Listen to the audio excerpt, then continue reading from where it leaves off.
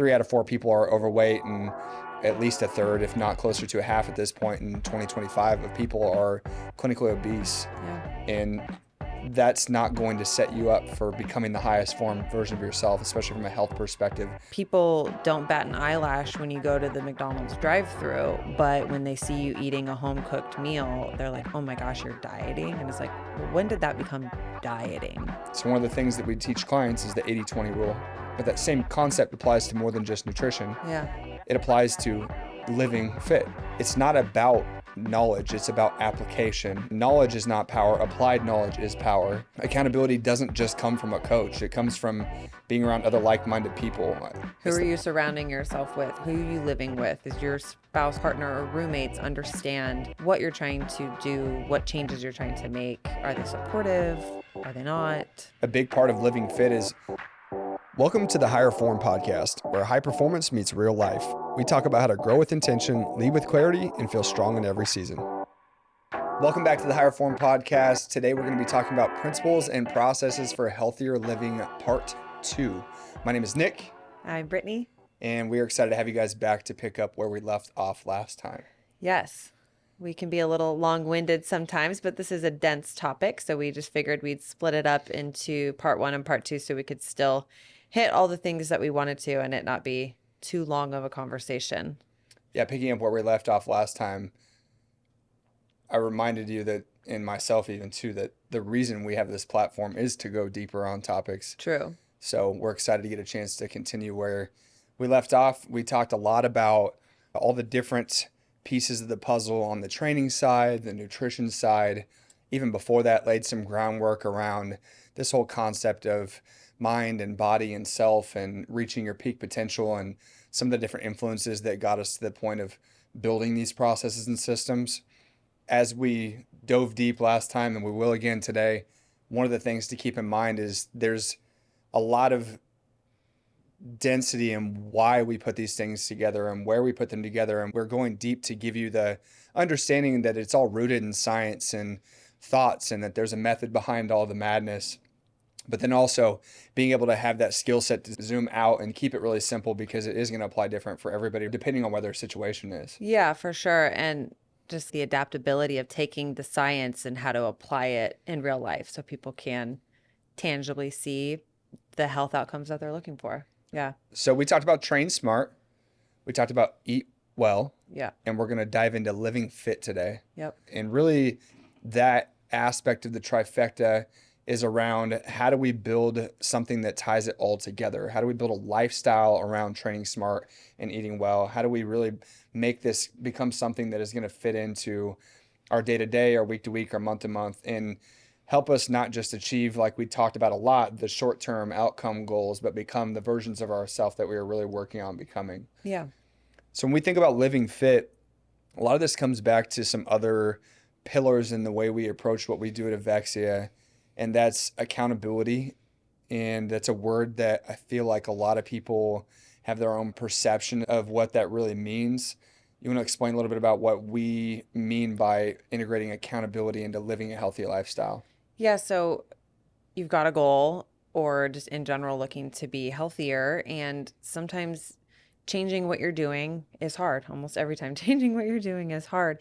And so having somebody on your team, a coach, a friend, a partner, somebody to, they know what you're trying to do. So they're going to be there and saying, hey, I'm here to help you get where you want to go. So I'm holding you accountable to the things that you told me that you want. So whether that's ensuring, in our cases, our coaches ensuring that they're making it in for their workouts, they're not skipping out on their nutrition coaching sessions, they're checking in on what are they doing outside of the gym. So that's a big part of how we support people, is just holding them accountable to sticking to what they said that they wanted. And accountability is tough because it's not always what feels best in the moment. Yeah. Staying accountable to doing something that's going to put you in a pattern of growth is going to be uncomfortable. And when you get in these moments of discomfort, it's really easy to start to pick the easy choice. And having someone on your team to remind you, this is why you're doing this. This is what you told me. Yeah. These are the promises you said you wanted to make to yourself. So when times are hard, I'm here to help you push through. For sure. Versus accountability being seen as cracking the whip and dropping the hammer on someone. And I think there's a time and a place for tough love. Don't get me wrong. And some people need tough love more than others just based off of personality and how they're going to handle it or how they take it. Yeah. If you're somebody who grew up in a background where you had a military family and everything was always really structured and tight, maybe you respond well to that. Or maybe because you grew up in that environment, you don't respond well to that. Yeah. A big part of living fit is meeting people where they're at, not just with their fitness level and their nutrition, but also meeting them at with where their mentality is and being able to help them stay consistently focused on the habits or the inputs that are going to be required to get them the outcomes or the goals they're here to achieve. Mm-hmm. And accountability doesn't just come from a coach. It comes from being around other like-minded people. Who are you surrounding yourself with? Who are you living with? Is your spouse or partner or roommates understand what you're trying to do, what changes you're trying to make? Are they supportive? Are they not? Yeah, and we've discussed this a little bit before, but the power of community Yeah. and putting yourself around other people who are like-minded is going to give you a better opportunity to start making choices that are aligned. Say, for example, you work in an office environment and you're somebody who is bringing prepped meals to work, but 80% of the people in the office are all ordering takeout every day. You're going to get judged for that. It's going to be hard to stay accountable in that environment. Not that it's not impossible, but you have to be careful about allowing people to judge you through their own lens of the way they see the world. And it's going to be easy for someone who doesn't have the same goals as you or doesn't have the same beliefs to judge what decisions you're making Yeah. and make you feel almost this pressure for feeling or this guilt for doing things that are going to make you healthier because it doesn't align with where they're at. And by putting yourself around other people who are in a community or in a thought process or take an approach that is more aligned with what you want to become or the things you're trying to do to hold those commitments to yourself, it just makes it so much easier. Yeah, and you're surrounding yourself with like-minded people. People don't bat an eyelash when you go to the McDonald's drive-through, but when they see you eating a home-cooked meal, they're like, "Oh my gosh, you're dieting." And it's like, "Well, when did that become dieting?" Right? That's just eating Whole Foods. Yeah. And we live in a society where there is so much accessibility to those things. It is so go, go, go. Yeah. And we always put this pressure on ourselves collectively to always be keeping up with the next best thing that's going on. And if we really back out of it and look at where we're spending our time and attention, a lot of that, we'll talk about time management today too. A lot of that is heavily distracted time that doesn't allow you to stay focused on doing the things that maybe aren't normal to the average person. But Yeah. average in America is not ideal. Yeah. If you look at the average or the stats, it's something in like 3 out of 4 people are overweight, and at least a third, if not closer to a half at this point in 2025, of people are clinically obese. Yeah. And that's not going to set you up for becoming the highest form version of yourself, especially from a health perspective, not just physically, but mentally too. For sure, because your physical fitness impacts your mentality, right? Yep. In our little pyramid of Yep. Going back to the body, the mind, Yeah. the self, yeah, and that whole concept we talked about last time. yeah, And then really looking at if you're doing these things alone, it is going to be a lot harder. So going back to community, not just for being around other people, but also having that support, having that structure, having the opportunity to look over at the person in the rack next to you and be like, dang, you know what? They may be in a completely different point in their life, but they're here working hard to go to another level and become the best version of themselves and to push themselves and to get uncomfortable. And I've been in a group of guys recently, even that has been an impact to the way I train, that are all pretty fit individuals around the same age.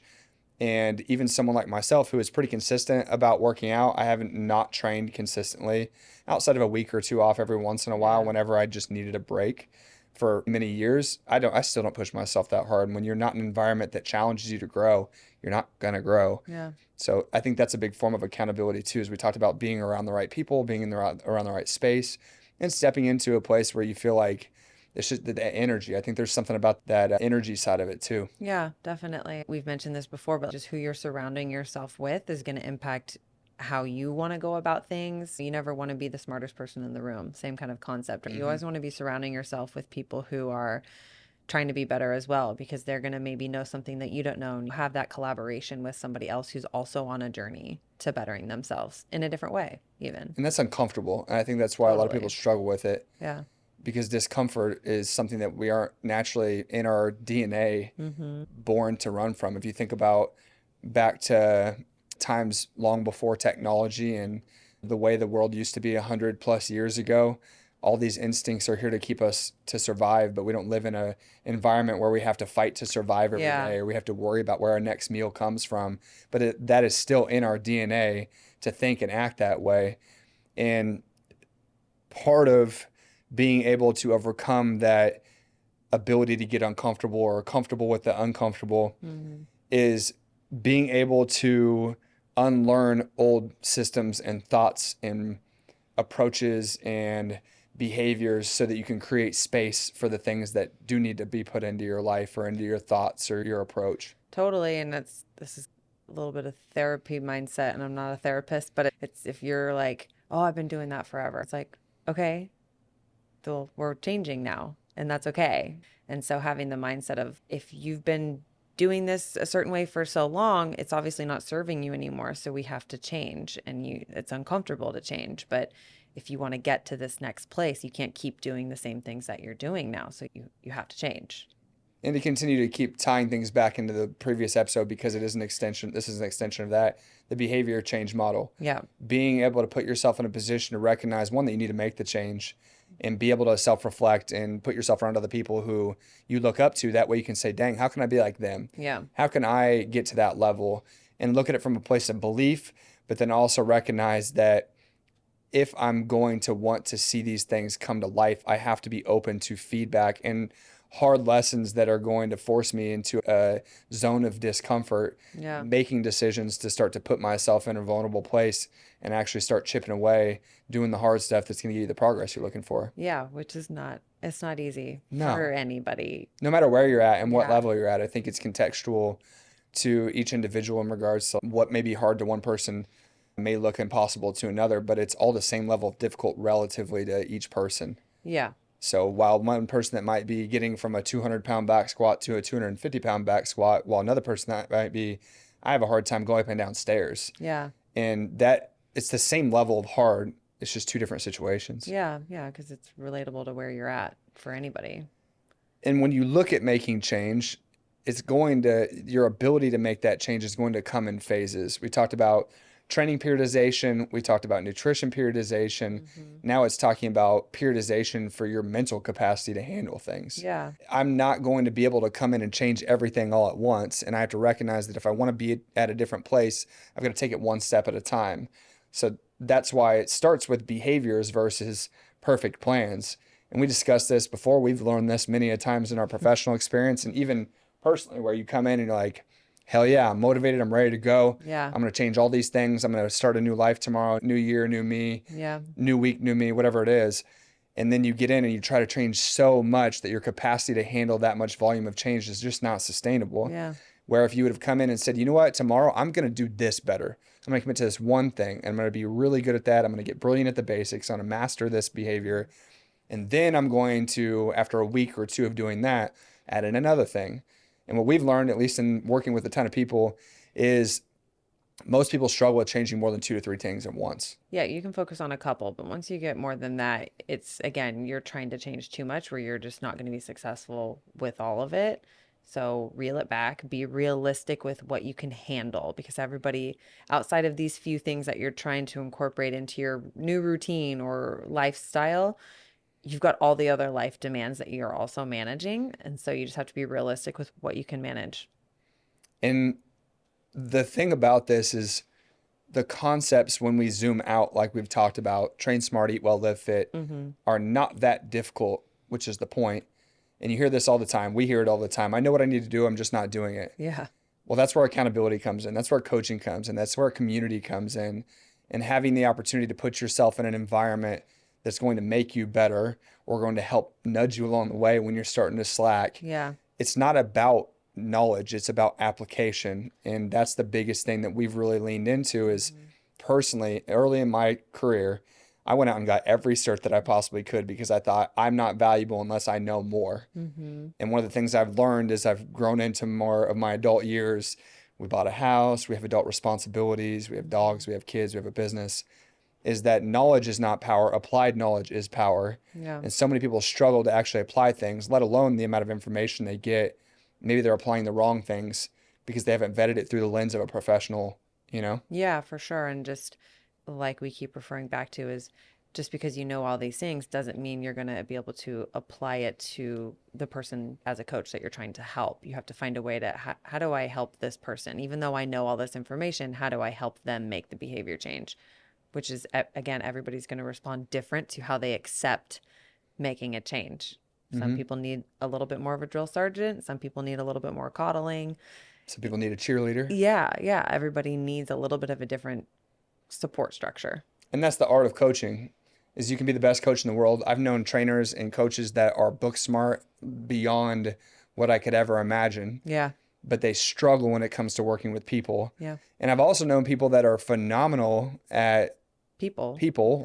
They have great people skills. Yeah, good people skills. And those people maybe weren't that technically sound, but their clients loved them. Their clients got great results.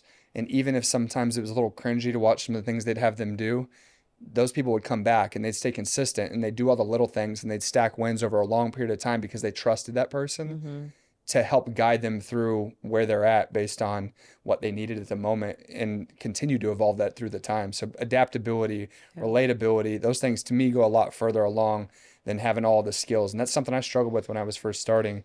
I directly tied my value with my education. I think most people do in this industry when you're first starting out. You know, the young trainer that puts all the letters at the end of their name. Yeah. It's like, I am trainer X. I've got my CPT, my NASM this, And your my CES and CES your- this, and my PN1, and all of these different letters and tags at the end. And I think it's It's great to have all that, 100% valuable. but can you apply that to actually helping people change? And can you help people feel seen? Yeah. I had a manager at an old job. I don't even remember who it was, but they'd mentioned something about, imagine every person you work with has a sign on their chest that says, I want to feel important. Mm-hmm. And if you can make people feel important, you can make them feel seen, you can actually help them because they're going to be more bought into who you are and where your intentions are coming from. I think this is relating to the coach and how we're supporting people through these things. But it's like, how can you get people to trust that because you know all these things, that they'll believe in you and listen to you and want to be helped by you? Right. I'm not sure if I've referenced John Maxwell yet, but he's been a big leadership influence for me. And one of the things he talks about in a book called Everyone Communicates But Few Connect is one of the first leadership type books that I had read. Was people want to know that they can trust you. They want to know that you care, and they want to know that you can help them get where they want to be. So I boiled that down in my own terms to, they respect the ability for me to connect with them and guide them and lead them.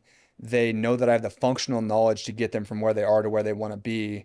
And they know that my intentions and my heart is pure around what's best for them in the moment. Even if it may sacrifice some of their short-term results, I'm going to do what's ultimately best for the individual. Yeah. I always thought that was really impactful. It's something that sat with me early in my career when I was at that transitional point where I was trying to decide, do I need another cert or do I need to learn how to connect with people more? And that book was very influential. Yeah. What's the how to win Friends friends and and influence influence people. people? Yeah, is it Dale Carnegie? Yeah. Yes. I think is the I name. think so. Yeah. And that's an old book. It's from Yeah. like the early 1900s. Yeah, but it's still relatable to connecting with people and communicating with people. I've seen others talk about this too, who are in my sphere of influence, who talk about how humans' innate desires and needs have not necessarily changed over the last 100 years. Our environment has changed dramatically, though. have more distractions. So many more distractions. And it's great because the accessibility to what you want and need creates so much opportunity. And we've talked about this again, and we'll probably 1,000 times again from here. It also creates a ton of distractions and a lot of squirrel brain. Yeah, for sure. So I think it's valuable for us too to also talk about how do we practically apply all these things. Yeah. And we've revisited behavior change a little bit. And we've also talked before about how it's not going to be perfect. So one of the things that we teach clients is the 80-20 rule. I reference this with nutrition. And I talked about how that's simple math of if I eat 3 meals a day, Mm-hmm. 7 days a week, that's 21 meals. And if I took that times 0.8, which would be 80%, Mm-hmm. then 4 of those meals, as long as I don't go completely off the rails, I can be okay. But that same concept applies to more than just nutrition. Yeah. It applies to living fit. And with that in mind, it's also understanding that we're not going to be perfect and we're not going to move the needle on every one of these 3 categories every day.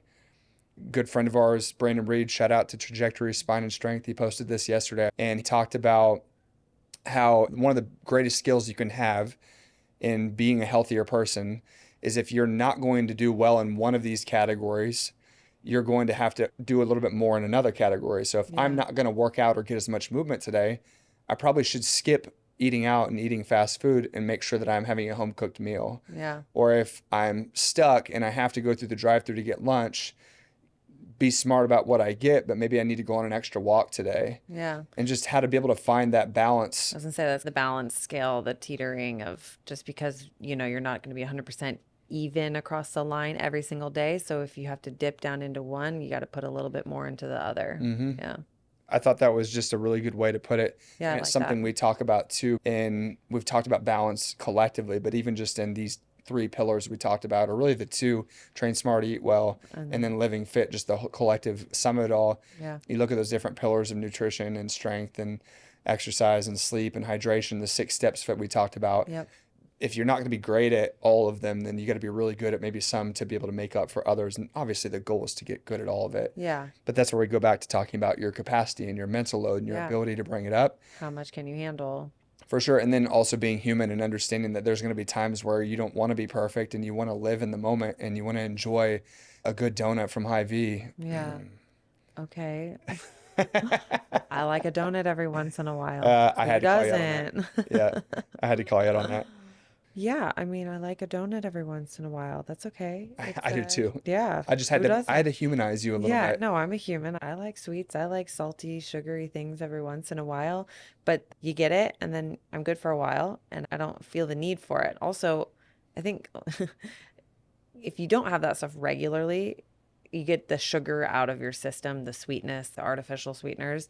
You don't crave it as much. So then when you do have it, it's kind of like extra sweet. So then you don't need a lot of it to get your fix for it, and then Alcohol, I you're feel like, is good. the same way when you stop drinking so much after, at least that's been something that I can relate to. Yeah. I grew up in a culture of drinking for celebrations, and alcohol was always there and present, and it's been a part of how we enjoyed ourselves in our downtime. Yeah. And then as we've gotten older and I've stopped drinking as often, we just had a couple margaritas at a staff outing a few months ago, and I felt horrible for 2 or 3 days afterwards. Yeah. And then we went to a wedding, and I sat there and had this pressure. And the thing that made me think about this is that sense of guilt you almost feel when you, It's and a I don't social think we have obligation, that. and it's Yeah, yeah, and I think once you stop doing it as much, you just don't feel the need for it. Now, per occasion, celebrating something, having a drink here or there, I think is manageable and socially acceptable. for sure. I think it's just more like once you get it out of your system, you don't feel the need for it because you don't feel good. The older you get, you wake up, you've got responsibilities. I'm not trying to be hungover the next day. And I think it's just one of those things that once you cut it, you just feel better. And I was going more down the path of not only feeling better when you don't recognize it, but not feeling guilty about not indulging in those things, Yeah. or feeling guilty for indulging in those where maybe it's like, man, I really just want to have a cookie right now. And if it's something you don't do on a regular basis, eat the freaking cookie Yeah. and then go back to doing what you did. You got your fix, like you mentioned. You Yeah. can move on without feeling like you made this big mistake. Yeah. I think one of the things we recognize when working with people is that they feel like if I go off the deep end for one little thing, Yeah. it's The really rest not of the going day off. is shot. Yeah, I lose the rest of the day. Like, don't let a bad 5 minutes ruin the rest of your day, whether it's a poor decision with your eating or something that happened to you, Or you, which is way easier said than done. sure, or you missed your workout because your kid was sick in the morning and you couldn't wake up and get going. So you're just like, I missed my workout today. It's like, great, try to go find a walk somewhere and find other ways to move today. And if you got 10 minutes, do something for 10 minutes Yeah. because something done intentionally that is less than what you planned is better than doing nothing at all. Yeah, for sure. And that is right in line with this quote that we wanted to make sure we shared. It's a Vince Lombardi quote, classic football guy sitting in this chair here. And really one of the biggest things that I've always looked at as these different quotes that help motivate or hype you up, but this is one that makes a ton of sense. And he said, perfection is not attainable, but if we chase perfection, we can catch excellence. And what resonates with me about that is that you don't have to be perfect. You have to try to be perfect. And if you come up short, you'll still be better than 99% of people. Yeah. Yeah. So go into it with intention to nail it down, to stick to your commitments, to keep your promises to yourself. But if that doesn't happen and you aren't perfect, it's okay. It's not the end of the world because you're a human and you're still doing a lot more than the people out there who aren't setting that intention. And you're still better than when you started. Yep. Getting better, getting worse. You're moving Yeah. the needle the right direction. Yeah, exactly. So how do you bring this to life in a crazy busy world? One of the things that I've also learned from a previous mentor was this idea of time and priority management. And there's a concept that I've learned about this 168-hour rule. And that's how many hours there are in a week. So you go 24 hours a day, 7 days a week, you get 168 hours. So we can do some math here and we can assume that you sleep 8 hours a night, which most people don't. Yeah. But let's just give you the benefit of the doubt. Yeah. Let's shoot on the higher. Let's shoot on the high end here. And that would give you 56 hours of sleep. Now you add in approximately 5 days a week, 8 hours a day of work, average work week, 40 hours. That gets you to 96 hours. Then we start to do the math on all this. You end up having 72 hours left. And how you spend those hours is ultimately what you feel is the most important. So if you have a family, of course, trying to find times to be able to support and provide and be present with your family. If you spend an hour a night watching TV, that ends up being 7 hours a week of TV.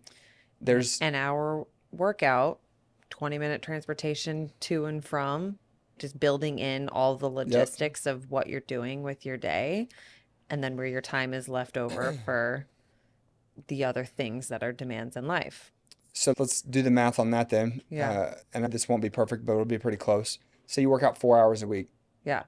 And let's say that it takes you 15 minutes to get to the gym. So your commute is about another 2 hours. That's 6 hours a week. Let's say that you go on a walk 4 days a week for 30 minutes. There's another 2 hours. Let's say that you spend 2 hours meal prepping. All of that together is only 10 hours a week. Yeah. And that is less than 10% of the total amount of time you have allotted to you. Maybe it's, I don't know, 10 to 15% of the time that you're awake and you're not working, but that's still very little amount of time. And if you use that as a priority and you put that first, it buys you more time in the long term. And I think that's where people, they come up short on this. Yeah. It's not just an investment where you lose time and it doesn't get you anywhere. That comes back around and it gives you more years and it gives you more quality of life. Well, yeah, what's the saying where it's like if you're not spending time taking care of your health, you're going to be spending time taking care of your sickness or your illness, right? What would you rather be doing? And it's hard to look that far out Totally. because everything is so instant and because we're focused on the next distraction or the next thing that is on our list of ever growing responsibilities. Yeah. And being able to prioritize that thought process is hard when you get busy. For sure. So what are some of the things that we can share with people to help them get more clear about, number one, setting their time and priorities together? I think you need to take time, again, whether that's maybe Saturday or Sunday or sometime in the week where you're doing your organizing or your planning.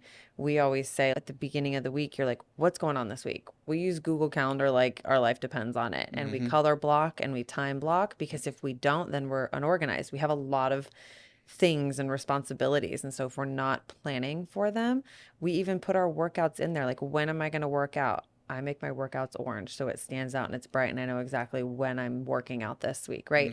I've got my work hours, my meetings, my appointments, transportation to and from picking the boys up or their activities. And so I think the more granular you can get with just what does your day look like, the more ways you can find time to squeeze in X, Y, or Z, whatever you're looking to do or get on top of, right? Whether that's your working out or your meal prepping or your cooking or, you know, going to see your therapist or just whatever lifestyle things that you're working on right now. So I say take the time to organize your calendar, whether that's a handwritten calendar, Google calendars.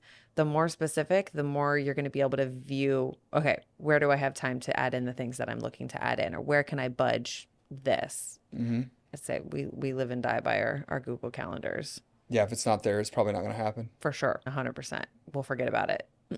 Yeah.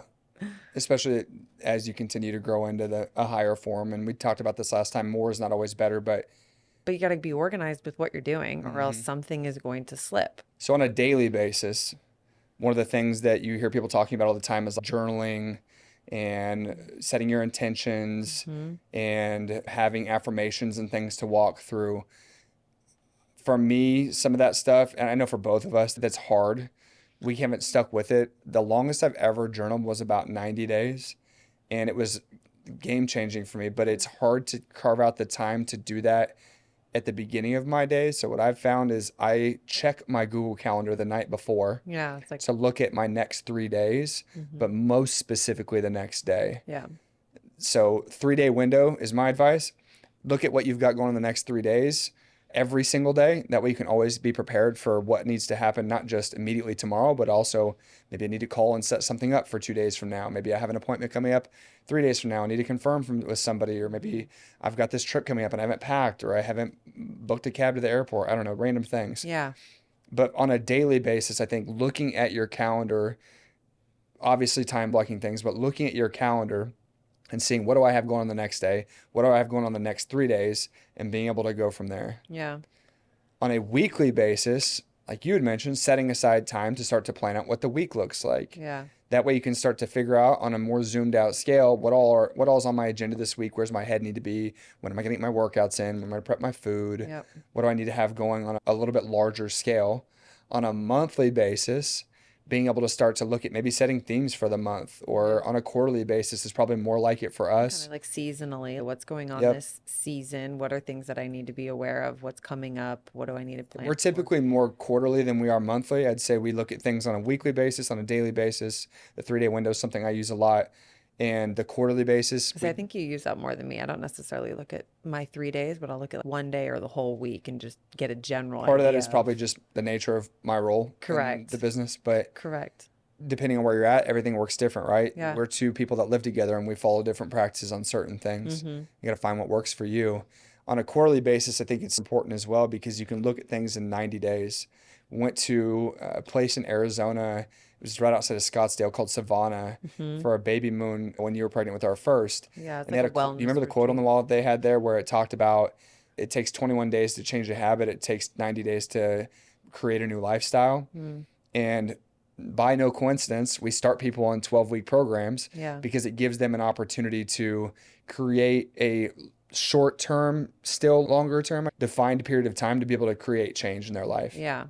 And we do that with employees as well. We do quarterly reviews Yeah. just to see how they're going and talk about feedback from them, feedback for them, what things could be going better. On an annual basis, we do goal setting Yeah. and check in on that every quarter. Things that we could be better about and aspire to continue to improve is checking in on our like annual life planning Yeah. and quarterly check-ins on those things and always having something to look forward to. Yeah.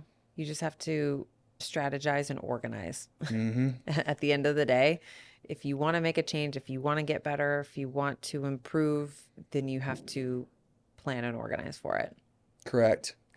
One last thing that I think was important for us to cover is that it's easy for us to sit here as the founders of this business and the people who created the system and talk about how we bring it to life. The reality is we don't get a chance to work as hands-on with people on a regular basis. We started, We started it that way. We built all these things from our own methods and things we picked up over the years, but we are not really that involved in delivering this on an individual level at this point in our journey as business owners and yep, people in the health and fitness space. we do a little bit, but 90% of it is fulfilled and serviced and managed by our team. And building a team is something that when you talk about accountability even is great. When you talk about growing, it's great. We talked about this from a perspective of someone who's looking to get better hiring a coach, but if you want to scale something and have a vision as big as we do, Yeah. our vision is to impact as many people as we can through healthy living behaviors, ways to be able to train smart, eat well, live fit. How do we share all these principles with people on a larger scale and then work with people to help them dial it in individually? And there's only so many days in a week and hours in a day for us to do that. So Yeah. it's been important and heavily impactful for us to create a team, but not just any team, the right team of people The right team. that see things the same way we do, that have the same vision, and also as business owners create an umbrella of opportunity that's big enough for everybody's vision to fit inside of that Yeah. opportunity. Yeah, exactly. And we're just cultivating the right environment of coaches and support to continue the experience, even though it's not with us. Yep. And one of the principles for developing this is something that I've also learned from a mentor. That'll be a recurring theme, is what's called the service profit chain. And at this point in our career as business owners, our most important task is that we treat our coaches like clients, and we take care of them and give them the best experience. We give them the best development. We give them all of or most of our time so that they can turn around and reciprocate that same energy and support down to our client base. And now that we're at a point where we've got as many clients as we do and we aren't working in it as hands-on, it's been wildly important for us to be able to start to build a team of people we can really trust and help grow and develop to be able to continue this vision and be on the ground and be the one doing all the dirty work. It's been cool to see that kind of come to life. Yeah, it's been fun to find our crew of people and really build a little family here. And we have a small circle. We are not We do. the type of people that go out a whole lot.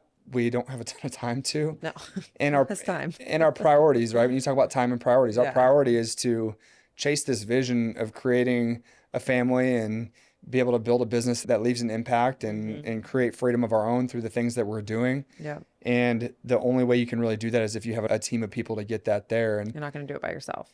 we've done that through the same process. We've onboarded clients. We have a specific cadence of how we interview people. It's a phone screen first. It's Yeah. sitting down and getting a kind of a vibe check and Yeah. getting more of a formal traditional interview going. Yep. We do a practical interview with our coaches to figure out, okay, you're cool. You passed the early test around needs. Now, can you deliver the experience in the surface at a good enough level for us to be able to feel like we can feel comfortable putting you in front of people relatively quick? Yeah, and just see how you are on the floor as a coach. And the last one being honestly the most important is a vibe check from a cultural standpoint. So we do a team workout where everybody on the team will work out with the prospective new team member. And we just want to see how everybody vibes together and see if they fit the culture we're trying to build. And most of the challenging situations we've had with team members, outside of unforeseen life circumstances, Yeah, have been us skipping part of that process or not following it thoroughly. for sure. So just a good reminder that when you put processes and systems in place together, whether it's you trying to get in better shape, run a business, Yeah. build a life, those things are in those steps are there for a reason. And even though it may be uncomfortable at times to follow the next step in the process, to trust the process, you hear that a lot. It's cliche, but it's there for a reason. Yeah. We didn't put it together for We no didn't put it reason. together for no reason. Yeah. And the systems and those steps are there for a purpose. They provide an opportunity to stay focused on the commitments and the things that we made to ourselves to get where we want to be. Yeah, for sure. And I think that anytime you're hiring somebody, we're really trying to create such an impactful space here. And I think the people that you bring onto your team make a huge difference on whether your business is going to be what you want it to be. And how you treat them is how they'll treat clients. Correct. Yeah.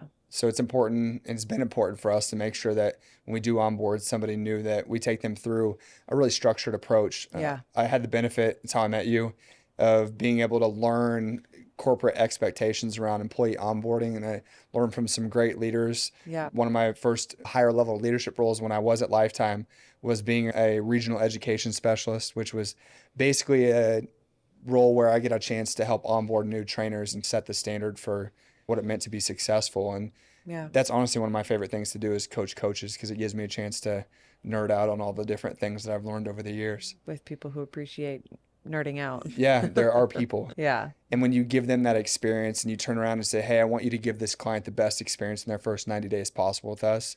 You put a system together, you have expectations.